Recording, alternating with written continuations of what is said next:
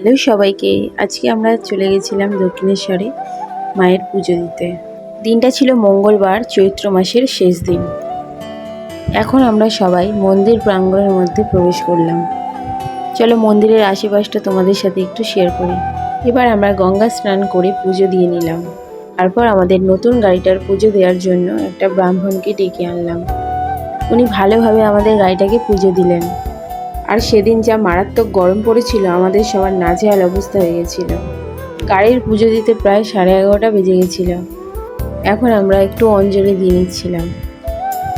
এবার বাইরে পুজো হয়ে যাওয়ার পরে আমরা গাড়ির ভেতরে গিয়ে একটু পুজো করে নিলাম। এখানে আমাদের পুজোটা কিন্তু ভালোভাবেই হয়ে গেল।